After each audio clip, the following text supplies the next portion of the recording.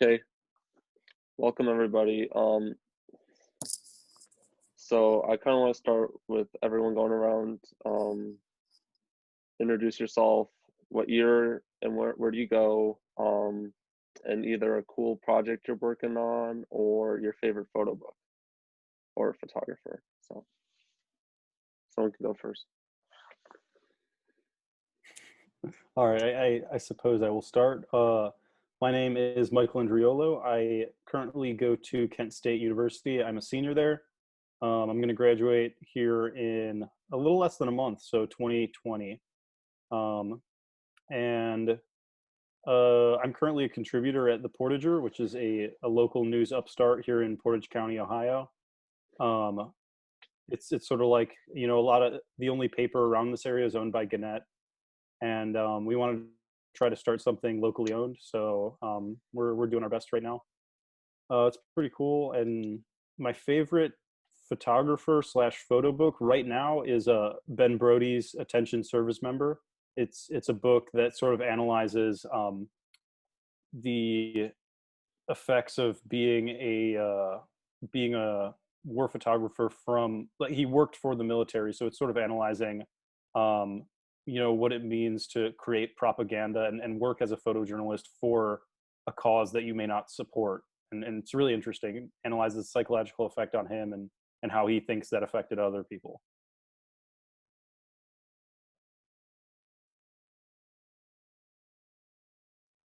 Thank you. Who wants to go next? I can go. I'm Joe Timmerman. I'm a sophomore at Ohio University studying photojournalism. And a project I've been working on lately is about the Little Miami River, a national scenic river that runs through my town of Loveland, Ohio. And a photographer that I've really been liking lately is Matt Ike. And he's coming out with a photo book soon called Say Hello to Everybody, okay? And it's pretty cool. He went to OU at one point, and he has done photojournalism, but this is kind of just like a lifestyle book, stuff he's seen just kind of through his life. And he has his own like printmaking company too. So I think that's been really inspirational. Kind of he is sort of like going through the entire process from taking the photos to printing them and binding it all himself. So he's been really inspirational lately. Awesome. Tanner or Grace?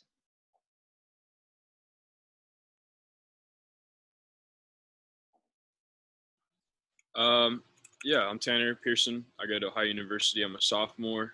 Currently, I'm working on a project about Mason, Ohio, where I live, and I've grown up since about sixth grade, and just kind of life there right now. I've been photographing people in my community or people that I meet on the street, and then pairing that with like landscapes or kind of portraits of Mason, I guess, is the way that I'm thinking of it.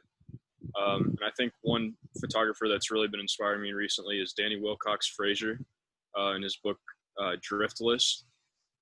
Josh Birnbaum had showed it to me, and Michael Swenson as well. And his work that he creates in that book really had an impact on how I try to make my own work. So I'd say that's one of my favorites right now. Cool. You gotta turn your volume off.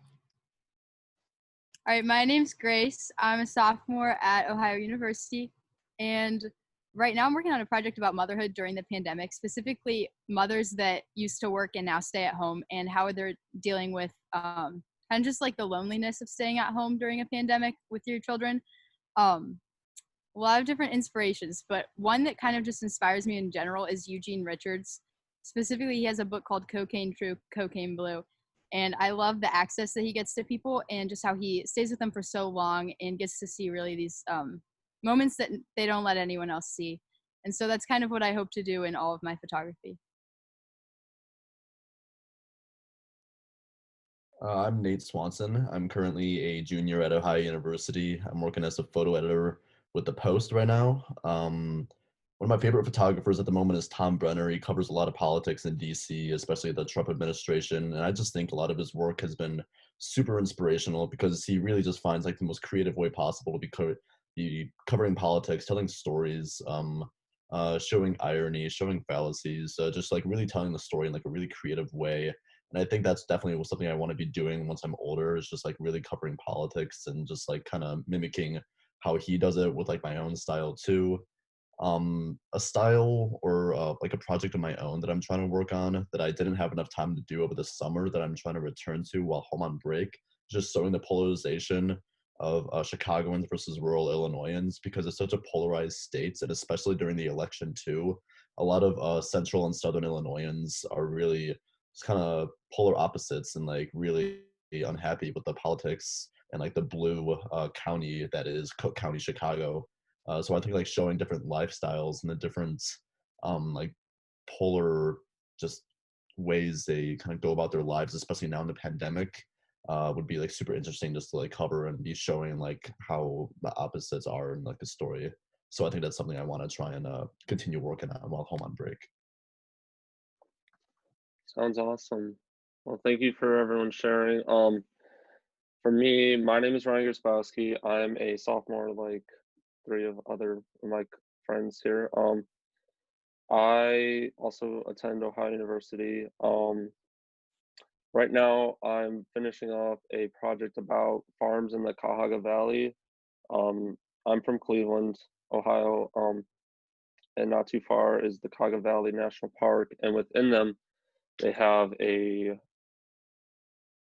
organization called the Countryside Initiative, and it was land that was once farmed, and then since they took over the land, they started to deteriorate the houses, and the land just kind of started to fall apart. And they wanted to bring that back in the 90s, and they modeled it off national parks in Ireland, where the government is allowing them to farm the national park land. And I'm just kind of showing the lives of the people. They are 60-year leases, and they have, this land that they farm, and they only use sustainability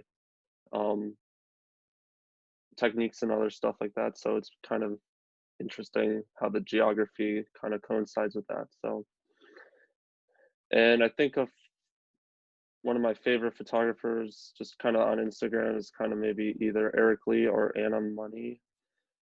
Eric Lee is a former grad student at George Washington, and Anna is a photojournalist for the New York Times. Am I correct? So it's kind of those couple, and yeah. So I wanted to start off with a couple questions here. If someone wants to start talking about what made them decide to go to photojournalism over other majors at their school. Someone wants to talk about that? The floor is open.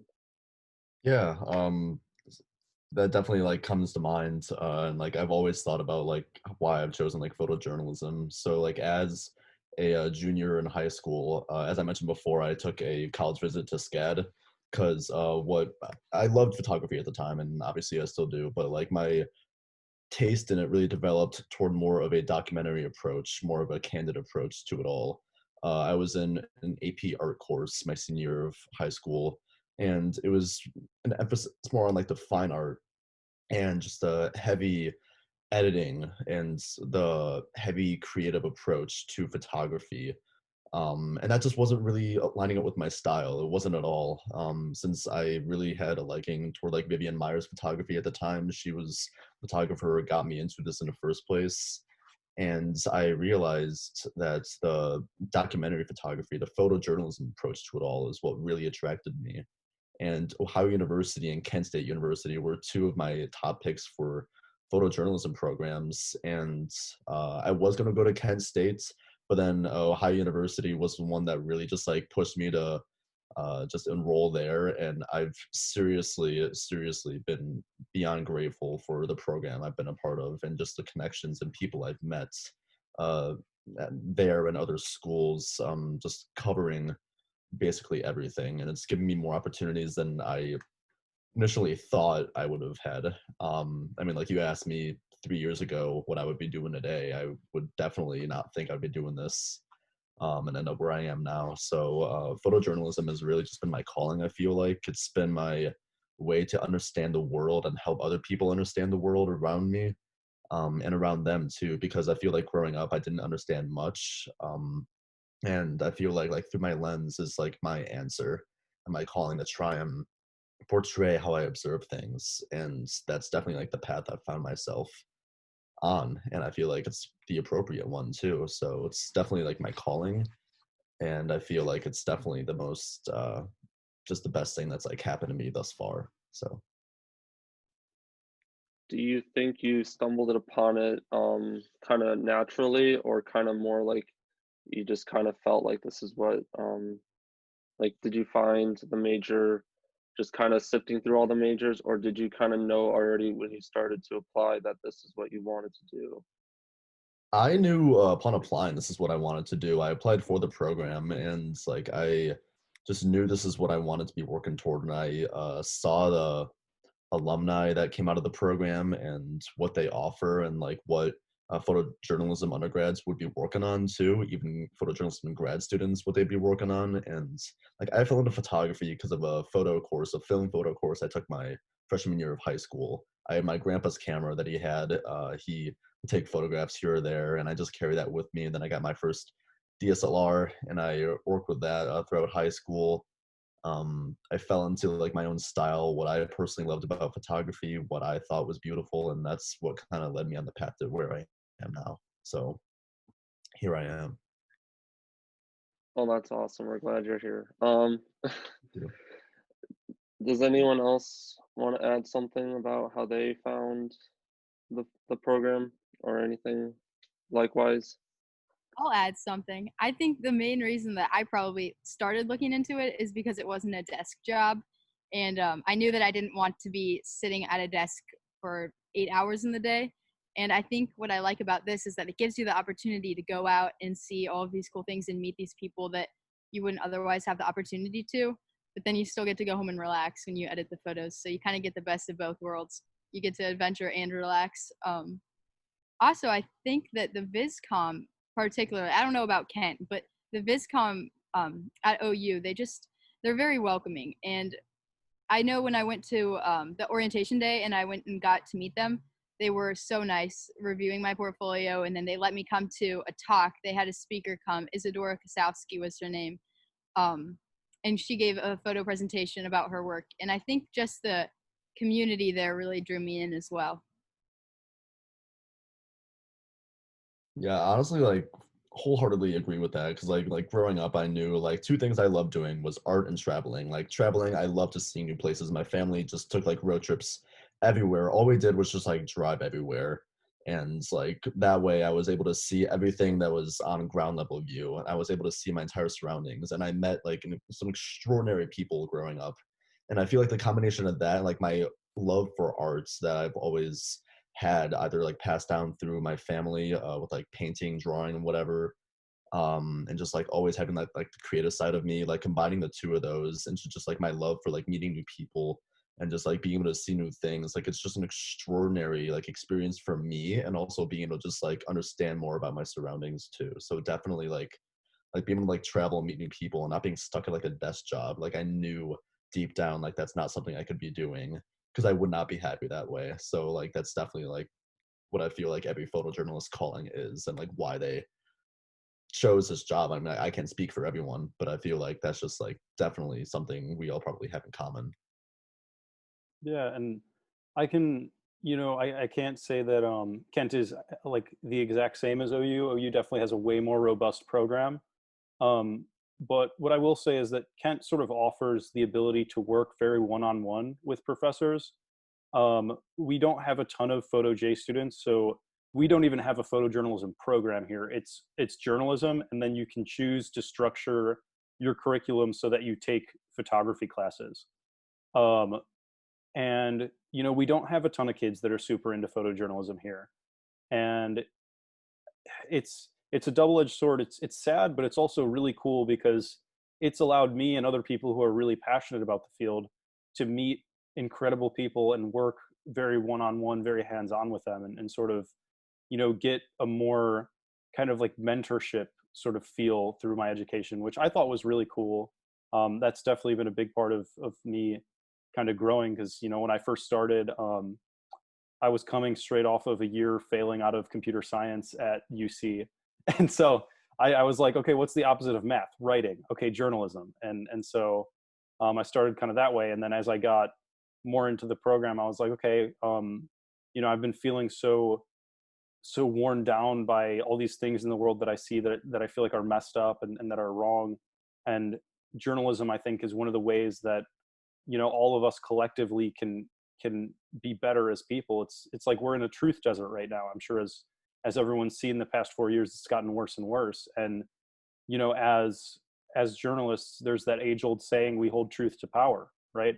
I don't know who said that, so I'm sorry for plagiarizing whoever said that, but that's what we need right now in the world is truth. And we need people who are willing to like throw their boots on the pavement and get out there and do the hard work to get the truth out. And I really think that that's what we can all do, and it's really cool to see a community of people doing that. I've met some folks out during assignments and stuff, and it's always great to get in touch with people, even if they're older or younger. There's always a sense of community in a lot of instances.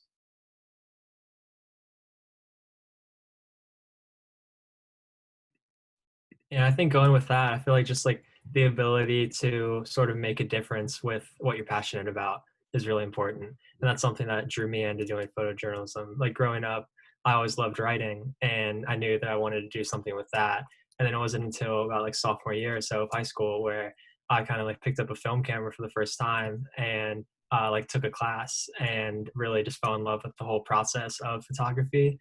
And I kind of combined that with storytelling and then realized like later on, it's like, wow, like photojournalism, that's a real like career that is legitimate that I could try and do. And like growing up reading through like magazines and books and just seeing like movies of storytelling, just that whole storytelling process just kind of like came through to me, and I realized that that's something that I wanted to pursue. And then when I found out about OU, I kind of realized it's like, how can I not go there? Like the program is just incredible, and seeing all the people that come out of it that are doing sort of the same thing that I'd like to be doing one day, that's what really drew me in. I'd say my experience is similar with Nate and Joe, kind of the fine art aspect of it, but also wanting to tell stories. I think over the past year, I've grown to more of wanting to tell people stories instead of like, I guess when I started photography, my mom is an art teacher, so she kind of let me like take photos with her camera when I was younger. And then, through high school, you take photography classes, and most of them are geared towards like the fine art or, not really journalistic type of classes. And it wasn't until I was introduced to our school newspaper that I realized that you could actually like do photojournalism as a thing, and it wasn't just random people taking the photos, like it was actually a career. And from there I kind of grew, learning more about storytelling in that aspect. But now coming to school here, it's like it's more than just a quick snapshot of somebody doing something. Like I think I enjoy more of the long-term storytelling and getting into people's lives. And at OU, they you've seen so many people come out being able to do that kind of thing, and I think it's fantastic.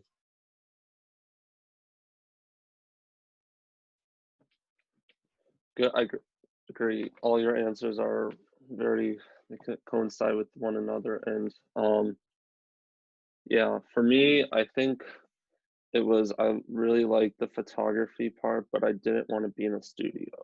I wanted to be out in the real world telling the story, like Tanner was saying. But yeah. So I feel like there's a lot of high schoolers that you guys were talking about, like picking up a camera for the first time and deciding like, okay, where do I want to do with it? Like it's a tool.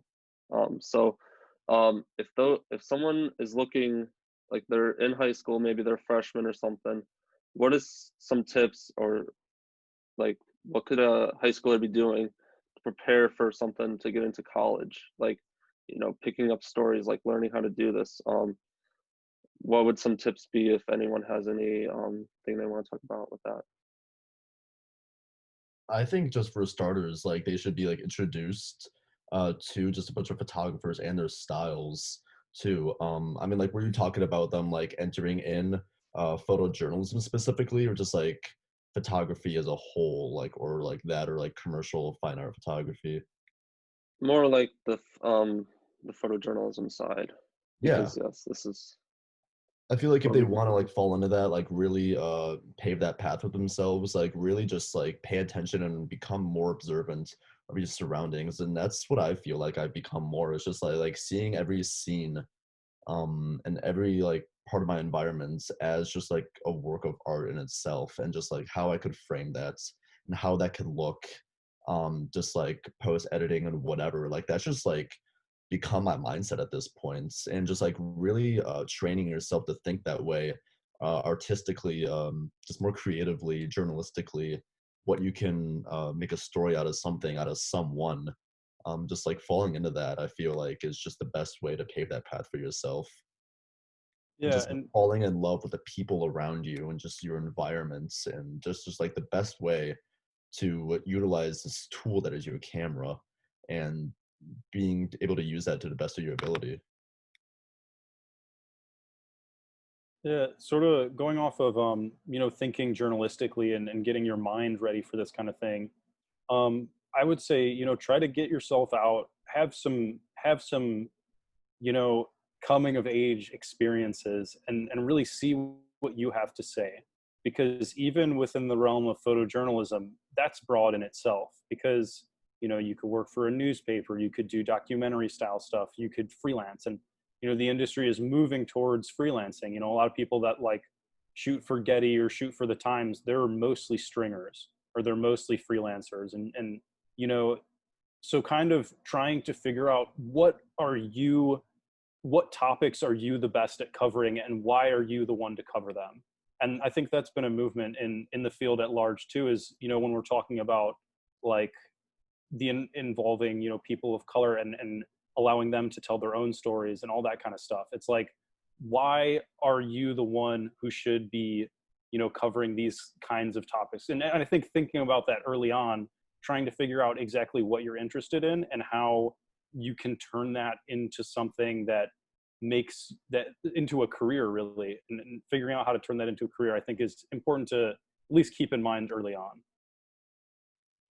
One of the things that I've kind of realized through the pandemic and everything, and trying to do our photography classes online and through our own area, is like, if you're, when you think of photojournalism, a lot of people think of you're traveling the world, you're going to all these crazy countries, covering all these crazy things, sporting events, whatever it may be, politics. But I think right now with this going on, I've talked to a few of the professors about this. It's like storytelling now is more like what are our lives like every single day and what's around us. And I think if, I wish somebody would have told me in high school, like, instead of having these broad, like, desires to go to like Iceland or to go like to, random countries that you think where all the stories are, tell the stories that are in your community first. And, your community best than anywhere else in the world. And, you have these skills of creating a story. You should tell the stories that are around you, so you get, the practice. And, I think people in your community really enjoy that too, seeing themselves either in a paper or, photos you take of them and you give it back to them, whatever it may be. But sticking local and doing that, because, it's kind of hard to travel right now, with the circumstances. And I'm sure for the, whoever it may be in high school, that you might not have the opportunities to travel either. I mean, you're stuck there, so you might as well tell the stories that you see first and get that practice. Yeah, I completely agree with that. Just like find whatever you're passionate about or whatever you're interested in, like looking at, and just to try and be an active member of your community as much as possible. And whether it's like with a film camera or like your iPhone or like a really nice camera, just like take whatever you have with you and just document it. And the more you do that, and the more you just actually go out and like practice, the better you're going to get. Like you can't do photojournalism sitting in your room. Like you have to just be out and like be aware of what's going on and just try and look for stories. And one thing that's really fascinated me is just how like one thing always leads to another with photojournalism and just life in general. And I think that's one of the most amazing things I've found. And just trying to constantly remind yourself to just like keep going out and keep seeing what's out there, because stuff will come across you, and just having your camera there with you is the best way to find those stories and be the person to tell them. going off of what Joe said there, I think real quick, I think one of the best feelings is going out and finding a story and then getting a lead for another story. But like coming back to your house and like going through the photos and making your edits or whatever it may be, and just the feeling of like, wow, this is some of the best work I've made. I just feel like whenever I go out and meet people, I get that that feeling of this is something great, and it's such a rewarding thing, and being able to tell their story and sharing with them. But that's a great point. Dude, it's just like exhilarating, and it's just like once you like see all the photos that you get and like post editing and everything, it's just like an awesome feeling. And even like when you were saying before about like catching your own community, I feel like oftentimes we'll neglect our own community and town that we grew up in. We're like, oh, there's no stories here or whatever. I'm like used to this by now. But it's really just taking the time to observe and just like be familiar and become even more familiar with the places and things you see every day. That's just something that will like connect you more with your own community as a starting point, as a starting photojournalist or documentary photographer, and really just like developing beyond that. All right, Grace, now you can go. Sorry, I cut you off. You're okay. That was a good piece of information. I'm going to backtrack a little bit to the beginning of the question, like more finding your path and finding what it is that you are kind of more interested in photographing more often than other things. I think it's important in the beginning when you first pick up a camera to not have any kind of structure, to not have a specific class project that you've got to work on or like something for a newspaper that you've got to do. Just literally to take the camera and, like Joe said, get out of your room, walk around and see what catches your eye, what interests you. I think kind of the non-structure helped me find what I liked to do. Like my grandpa gave me a film camera and I just walked around and saw what I liked. And I realized I like farms, I like mothers, I like families, I like when the sun looks pretty on things, you know, like just finding the things without any sort of structure. I like just throwing yourself into a pool of all like kinds of different situations will definitely help you find what you're interested in photographing. Those Going are off all. real Oh, quick. So just thinking about how you said, like, you think you know everything about your community. And I thought that the same. Like, I thought I know everything about where I'm from. And then you just kind of meet people, and that idea that you have of, like, what your community is changes in such a better way, I think. And you just learn more and grow as a person and grow in the community. those are Yeah, and I all think awesome. Oh, sorry. very good. I was just going to say, I think that's something that a lot of local like small communities are lacking right now is people telling their stories. You know, we've got corporations telling their stories nowadays because Gannett bought everything, and it's unfortunate. And I think so, like, all of what we're talking about focusing on communities, I think that's one of the ways that we can sort of address some of the divisions that are happening in America right now is by starting on a local level and starting on a small level and kind of working our way up, trying to bring truth and good, solid, factual storytelling to the communities that we live in. It's really cool to hear more people talk about that, because I think that's what photojournalism needs right now. Yeah, ditto to everything you said, because it's just, yeah, small town journalists, local journalists are going to be the ones that seriously like save the truth. Because I just keep remembering like the story that AP, God bless them, I love them and they're photographers, but they did this like a couple months ago where they covered Appalachia and talking a lot about how the coronavirus and the Black Lives Matter demonstrations just seem like a foreign world to them, and they're all isolated, and they had like this negative just connotation and viewpoints of those living in Appalachia, and they passed through Athens too, and they just kind of painted a picture, the same just stereotypical caricature of a picture of them all just being impoverished and just like being drug addicts and having hardships. And it's like, sure, everyone's dealing with hardships, and there are those who are dealing with it more than others, but they just had like this negative connotation and just like negative light painted on those living in Appalachia. And that's why I think like it's so important for like local small town journalists to be covering stories and covering the people that they know, that they're familiar with, instead of like coastal elitists, just publications and photographers who aren't familiar with the places they're traveling through and going through. Because you want like the people who know the area best to be covering that, not someone who like they have no idea who they're coming through or like where they're coming from, just coming through and doing that, you know.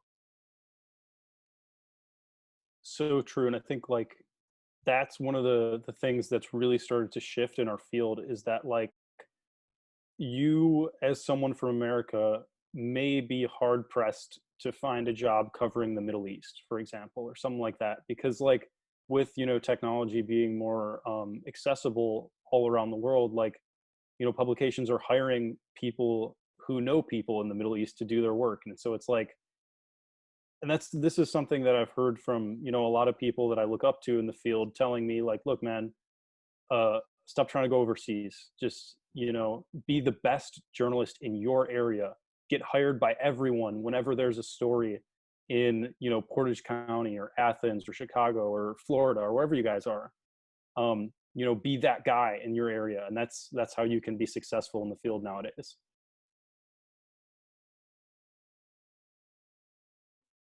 Yeah, I feel like, by the way, those are all great answers, and I loved each one. Yeah, like what Mikey was saying, especially in Cleveland here, the Cleveland.com and the Plain Dealer is just, their photo department is just being wiped out. I met before they wiped everyone out, I met like Marvin Fong and some of the other guys out and about, and they're all great people, and they all have really amazing photo skills and everything, and tell the great stories. But just trying to be, you can publish anything, your own photos, with an iPhone or your phone, and it's just amazing like what you can do. You could self-publish it. So like if you're in high school, you could definitely publish your own work using Instagram, your own blogs, your own whatever. So yeah. um Anyone Going, else have it? Go going ahead. off of, I know Joe knows a lot about this, but not only publishing it online, but publishing it in print and making photos, zines, whatever it may be, for yourself and for your community. Because, um, you know, I think photos have much more of an impact when you see it on paper than you see it, on a computer screen. And I've seen that with books that I've seen like online. You'll look through a photographer's gallery and then you're like, okay, that's pretty cool. Then you see the book in person, it's like, this is life changing. So if you have the opportunity, whatever it may be, like getting into InDesign, getting into different kind of ways that you can put your photo work together, and then printing it. Like in high school, I did an AP art project and I printed it off of a Xerox machine. Like it's not, you don't have to do some crazy, photo publishing where you get, hardcovers. It can just be that easy, and share it with your friends. And, I know Joe knows a lot more about this than I do, but I think it's just so important to print it and getting that in your community too.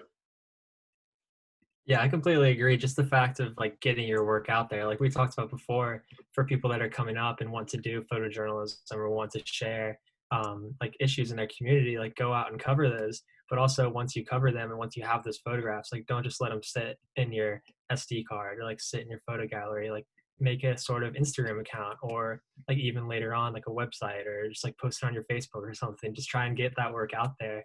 So then like as you keep going and keep growing, like you'll have that whole archive of things you've done. And like I'm gonna try hashtags, or try just like share, like sending it, adding people or anything like that.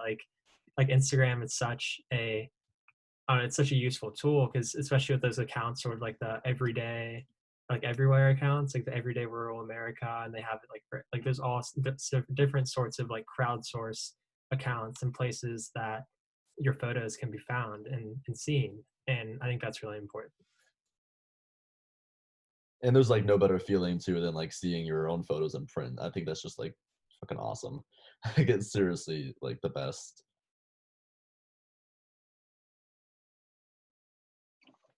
Yeah, that is the best feeling. I love it when I see my photos on in the poster somewhere local.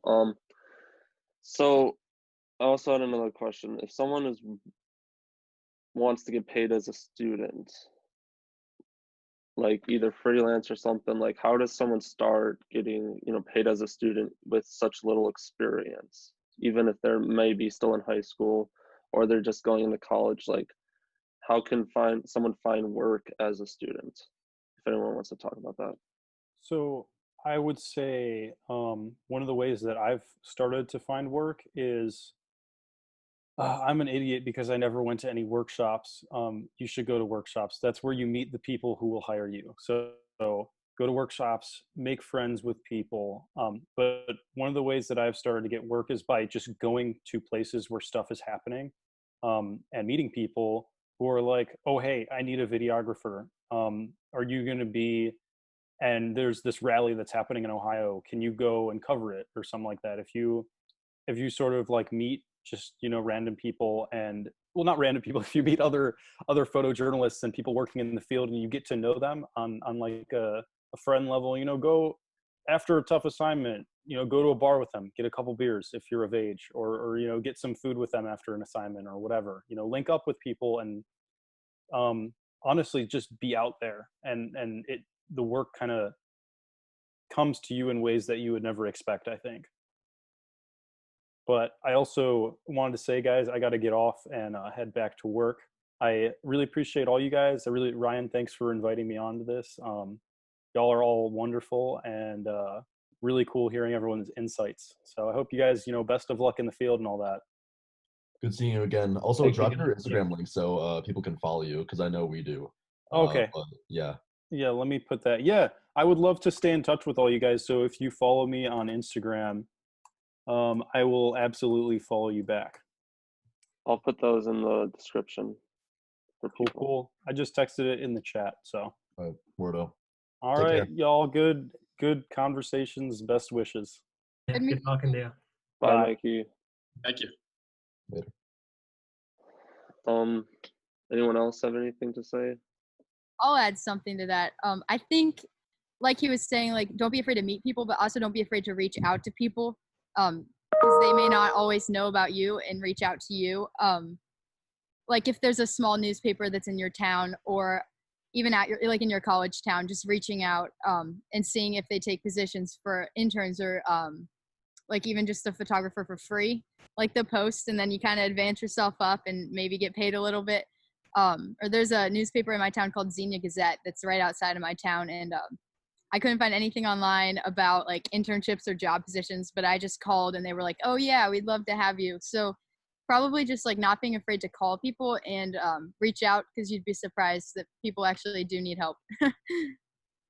Oh yeah, calling is just like the best way to go. Like it seriously doesn't be just like calling an employer or whomever it may be and just like really just like asking straight up instead of just like waiting on an email forever and just like researching, seeing if they're hiring. It's just like call and ask. That's the best way.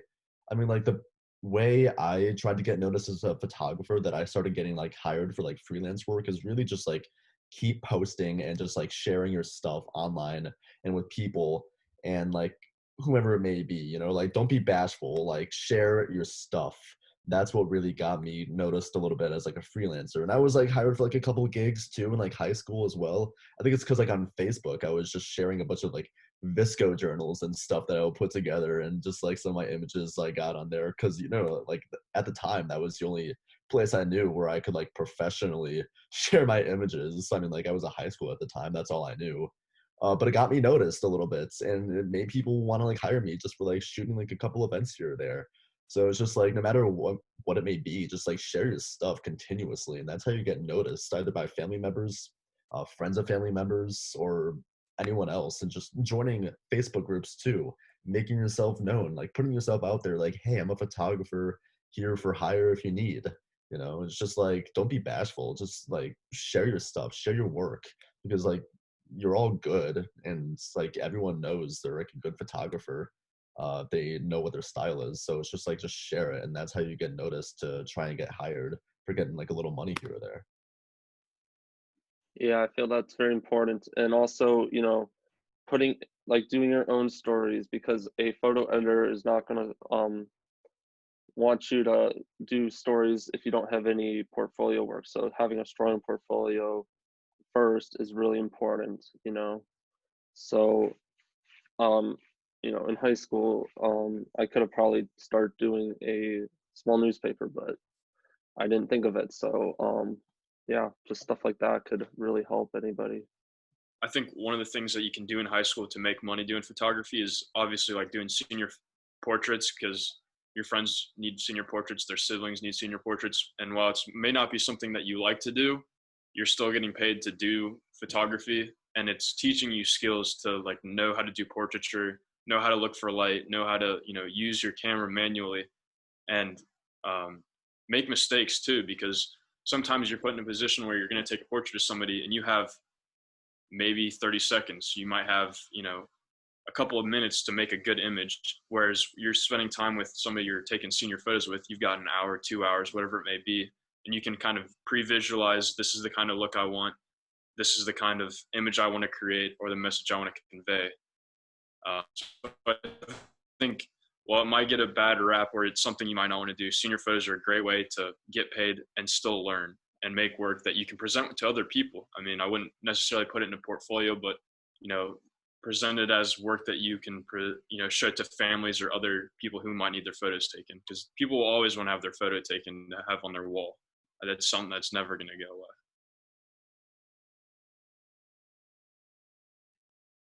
Yeah, I agree with that. I think too, like Ryan said, just like keep working on projects that you're passionate about and put it out there and just have that so that when people are looking for somebody to take photos or someone to help them with the project, like show them, hey, this is what I've done before and like I've done it well. Like check it out for yourself. But then also too, um, I think it's important like having a different like steady source of income too. Like since high school, I've worked at a restaurant and like I haven't always been able to find work or like get people to pay me. So I think just having a place that you can make money and can like help provide you to like buy more camera gear and get to the point where you're making nice enough stuff for people to kind of notice you, while also at the same time like working on these projects and putting them out there to try to talk to people. So when you do come across somebody who's a photo editor or working photojournalist, you can just show them on the spot and say, like, be able to pitch yourself to people. Yeah, absolutely. Just like keep that side hustle going, no matter if it's just a part-time job you're working, any long-term projects you're working for an editor or whoever it may be, or even just like these side gig weddings or event shoots or family shoots, just to get the money you need, just to pay your bills, pay off for your property and whatnot. Just like keep that going, because just one photo job in particular is probably not gonna be enough for you. That's just the reality of it. So just like keep that hustle going and do as best you can to really just like strive and like keep doing what you love, at least, because you're still making money off like the work you create and something you love to do. So just like anything you can do with that talent you have, just like do it.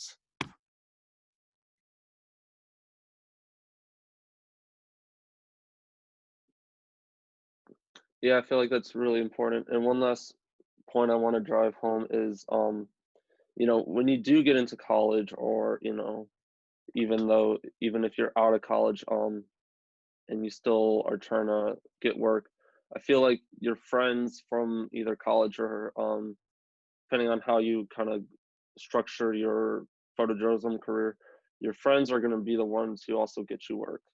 Like, I feel like, I know that there was a grad student, Brooke LaValle. She became the photo editor of the Columbus Dispatch, right? Is that correct, Nate? Uh, I believe so. I'm not too familiar, but okay. Well, I think she's a photo editor, or she's working for the Dispatch now, but she was a student at Ohio University. She made friends there, and other people, they are the ones who are going to be looking for the work to fill those freelance positions. So, as you get older, you make your friends, and that rapport leads on into, they say, hey, I need someone to cover this story, can you do it? And that's just, that's how the industry usually works. It's just who you know and your work. That's really it. So well, I feel like I'm gonna end it there. I mean, I have more questions, but I feel like if anyone else wants to add one last couple points about getting into the industry, um, the floor is open. If not, I'll end it there. I've got a point that I think kind of surprised a lot of us when we went to school, was the initial investment into getting into photojournalism. I didn't expect that we had to, like, I guess, like have a full frame camera, have certain types of lenses and that kind of thing, and just know it's like in high school, you might necessarily think you can justify the cost, but in the long run, like that gear pays itself off from jobs you do. It's just kind of like any other thing. When you go to college, other people have to, also spend a lot of money for certain things, but just knowing the initial investment and trying to look for gear that's either used or, family friends that might have it, whatever it may be, but that knowing that making that investment, it will pay itself off through your work and through what you're doing. And I don't think there's many other jobs that might be able to do that for you. Buying that gear, whatever it may be, that'll pay itself off, and using the tools to be able to do that kind of thing. And like Joe was talking about, and having a side hustle to be able to fund what you want to do in personal projects too. Like, film is expensive, but we all like to shoot film. We all like to have it developed. While you can't get paid shooting film all the time, it's something that, I find keeps me happy when shooting photos, because, you get kind of bored of shooting the same stuff all the time, whether it's sports or whatever it may be. Just having things that your side hustles or side projects to work on to further Yeah, your. definitely. And I feel like anyone who is worried about, being able to afford the gear is a benefit of going to college is having a checkout room. At Ohio University, there's a really diverse selection of lenses and gear, and anyone looking to come here is really going to be, amazed. I was, when I first, I think Tim Goheen, the director of VisCom, he showed me the room, and I was like amazed at, like, they had Sony, Canon, Nikon, and some other stuff, and it was just amazing to think about, like, you buy a wide angle lens and a telephoto lens, and then you have your camera, but then you're like, well, what if I need a 300 for a football game? Well, they will have it. They will have a 400. Any lighting you need, extra cameras. So, like, that's a really good point, to say, like, yes, you have an investment here, and you could get a majority of your work done using it, but anytime you need more work, the benefit of going to a college like Ohio University or Kent has a smaller selection, I know, but stuff like that. So, anything else? And two, just oh, sorry, Grace. Okay, go ahead, Joe. Just like not being afraid to reach out to people, because like same going back to like building that network for trying to get jobs, but also building that network to just like see what opportunities are even out there. Like like Sony, for example, I know like our professor told us about this. They do like a Sony EDU program where, like, if you are a college student or like even a high school student anywhere, you could just reach out to them and they'll send you gear to use to try out, and then like they'll have discounts too. Or just like looking for scholarships, like you could get through if you just put in the work and try and like really put in the time to find things. Like you can get stuff paid for just by asking and just by like trying to talk to the right people, or like just telling your own story through like scholarship applications, or through just like continuously trying to connect with people and lead from one thing to another, like one person to another. Like even if the person you talk to doesn't have the right answer to help you, like they might know someone who does. I think that's something I found that has helped me a lot throughout. I'll add one last thing, probably more geared towards if any other women or girls watch this. I think it's difficult, specifically for girls, when it comes to comparing yourself to other people in the sense of your photos. I know this is a sensitive subject, but I feel like there's already a little bit of a power struggle / difference between men and women. And so coming into the program, especially if you're from a small town, like you come and you're the best person in your town at photography. You're one of the only people at your school that really got into that, and you feel great. And then you go to college and you're with 17 of the other best photographers in their town. And so it's really hard not to compare yourself to other people, especially if you're a girl, because you're already like comparing yourself to other girls in every other way. So I think just knowing that like your work is beautiful in its own way, and it's going to be different than everyone else's, and that's what you want. You want it to be different. You want it to be your own, and not to compare it too much to anyone else's, because your work is not everyone else's, and everyone else's work isn't yours.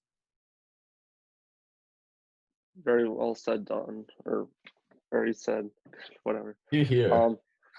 Yes, said well.